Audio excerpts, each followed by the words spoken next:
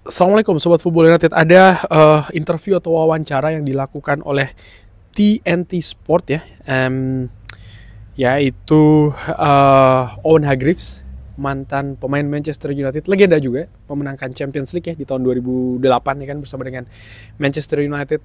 One Night in Moscow mengalahkan Chelsea pada saat itu, menjadi gelandang yang menurut gue ketika didatangkan dari Bayern Munchen, ya sangat menimbulkan banyak optimisme, bisa menambah kualitas lini tengah Manchester United. Tapi sayang memang pemain yang stylish dengan teknis yang juga cukup bagus, kemampuan mengeksekusi bola-bola mati yang juga bagus ya, Owen Hargreaves ini harus menyingkir lebih awal karena cedera.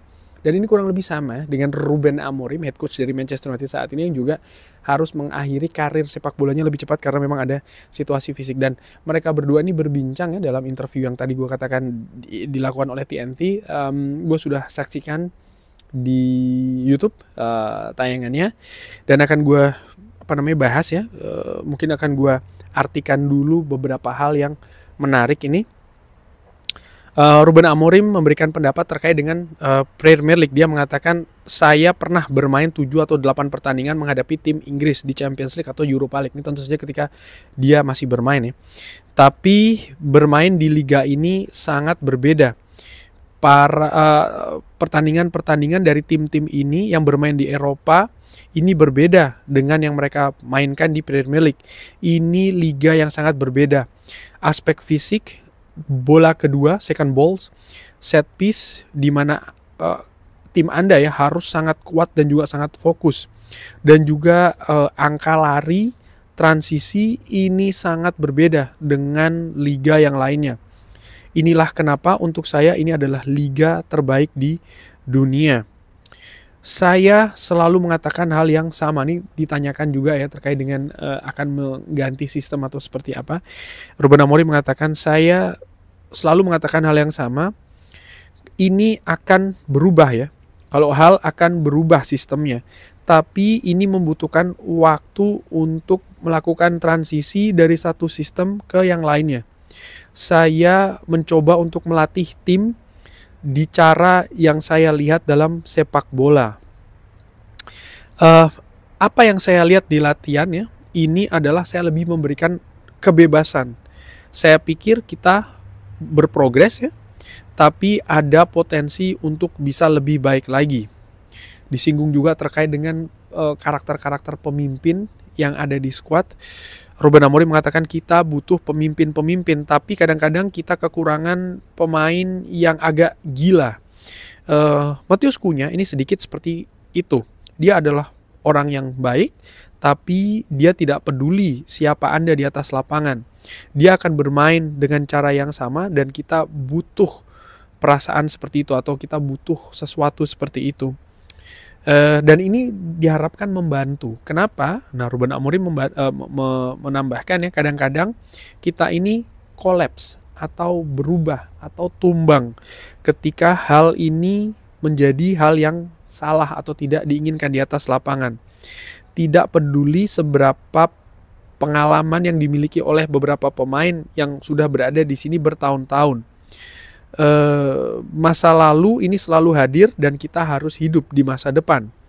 Ketika Anda mengamati para pemain ya, ketika hal-hal ini salah, Anda bisa melihat contohnya Bryan Mbeumo yang memberikan sesuatu yang berbeda karena dia datang dari lingkungan yang berbeda. Lalu Anda melihat juga Cunha, dia kadang-kadang frustrasi, tapi dia menggunakannya sebagai motivasi dan meminta bola ya. Jadi kita harus melupakan masa lalu. Terkait dengan tujuan musim ini, kita butuh untuk kembali ke Eropa. Saya tidak tahu apa yang akan terjadi. Saya pikir kita akan bermain lebih baik. Kalau Anda melihat data dan juga pertandingan-pertandingan, Anda dapat merasakan ya kalau kita ini sebenarnya mampu untuk memenangkan pertandingan-pertandingan. Jadi itu yang dilakukan atau dikatakan ya, beberapa cuplikan dari wawancara tersebut ada hal-hal penting.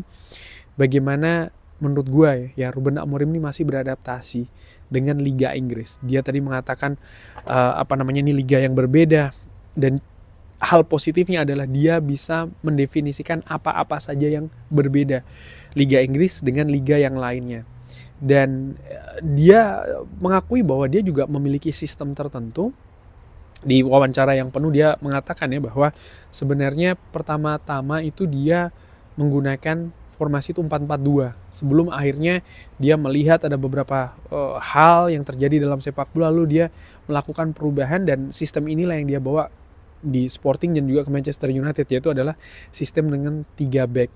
Namun demikian dia berkata bahwa sistem ini juga akan berubah, sistem ini juga akan berkembang, tapi butuh fondasi yang bagus. Dan ini sebenarnya mungkin yang menjawab ya situasi kenapa kok dia ini mungkin banyak yang mengatakan dia keras kepala ya, karena ya dalam menanamkan fondasi menurut gue memang harus keras kepala sih. Dan dia nampaknya melihat tim ini masih belum bisa memainkan fondasi yang diinginkan, permainannya ya, filosofinya itu masih belum.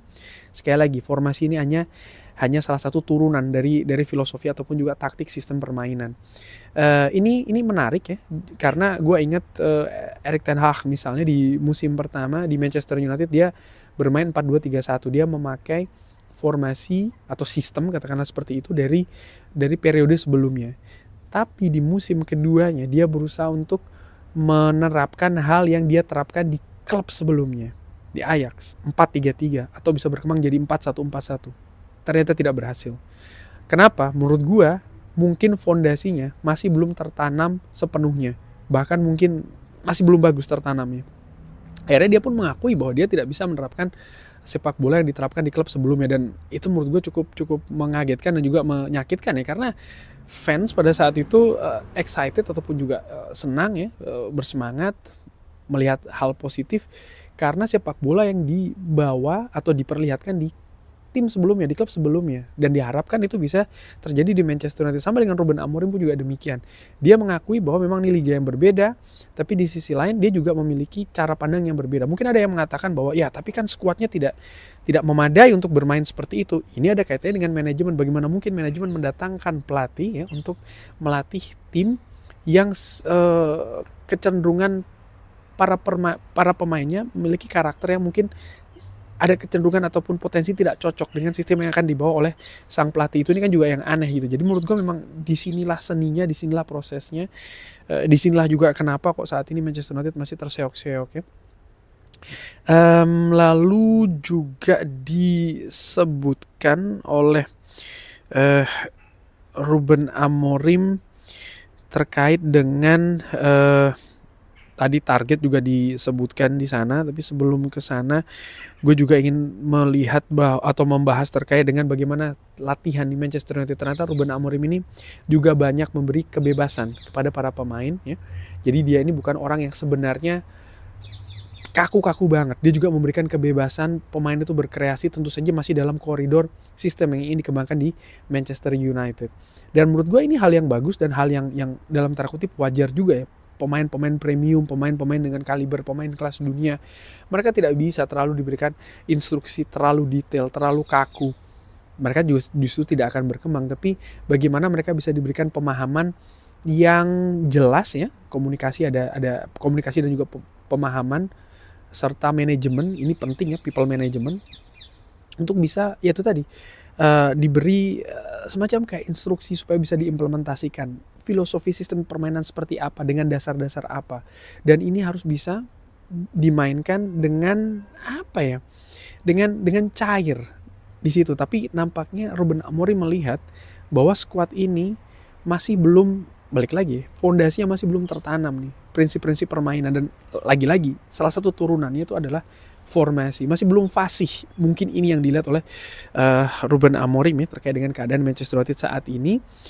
Dia juga mengatakan bahwa skuad ini masih rapuh karakternya, masih sering tumbang di periode-periode sulit di pertandingan karena itu tadi karakter yang tidak kokoh. Dan dia memuji pemain-pemain baru yang didatangkan, Bumo maupun juga Cunha, karena dinilai bisa memberikan karakter yang berbeda di atas lapangan. Dia pun juga tidak terlalu memegang, kalau menurut gue, situasi kepemimpinan dari periode sebelumnya di wawancara penuh disebutkan misalnya nama-nama seperti Harry Maguire, termasuk juga Bruno Fernandes ya. Dia merasa bahwa yang lalu sudahlah berlalu, sekarang dia harus bisa membuat sebuah karakter yang berbeda nih di skuad Manchester United, terutama tentu saja diusahakan dengan pemain-pemain baru yang masuk. Dengan tujuan apa? Dijelaskan bahwa tujuan Manchester United adalah masuk kembali lagi ke zona Eropa. Dan kalau kita melihat zona Eropa di Premier League itu ada di peringkat ke berapa ya, ini juga sekaligus semacam kayak membenarkan kabar yang beredar bahwa manajemen menargetkan setidaknya 6 besar. Kalau 6 besar ya peringkat 6 tentu saja tidak bisa ke Eropa, tapi peringkat ke-5 dan seterusnya ini kan punya peluang ke Eropa. Dan itulah sebenarnya yang dijadikan target oleh Manchester United, bahwa pemahaman ataupun juga bukan pemahaman tapi lebih ke instruksi mungkin ya dari manajemen kepada tim teknis termasuk juga pelatih, dan gue yakin juga disampaikan kepada pemain, yaitu adalah Manchester United harus kembali ke Eropa musim depan. Dan ini berarti minimal harus meraih posisi 5 besar. Hal yang kalau dilihat saat ini ketika gue bikin video ini, Manchester United berada di peringkat ke-14, dan kalau melihat peringkat ke-5 itu adalah Sunderland 4 poin. Sudah 6 pertandingan 4 poin gap. Ini bisa jadi lebih kecil, ini bisa jadi lebih lebar ya, tergantung bagaimana situasi di pertandingan-pertandingan selanjutnya. Jadi memang ini hal yang kalau dilihat dari jarak 4 poin ini bukan jarak yang jauh, tapi baru 6 pertandingan tapi jarak sudah 4 poin. Ini sesuatu yang menurut gue kalau dibilang mudah, tergantung bagaimana situasi di pertandingan-pertandingan selanjutnya.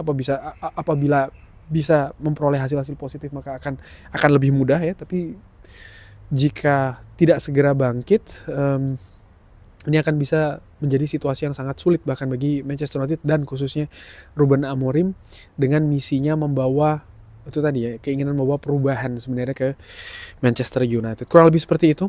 Bagaimana menurut Sobat Football United? Seperti biasa silahkan drop di kolom komen. Terima kasih sudah menyaksikan. Jangan lupa like, sholat, dan juga subscribe. Wassalamualaikum warahmatullahi wabarakatuh. Thank you.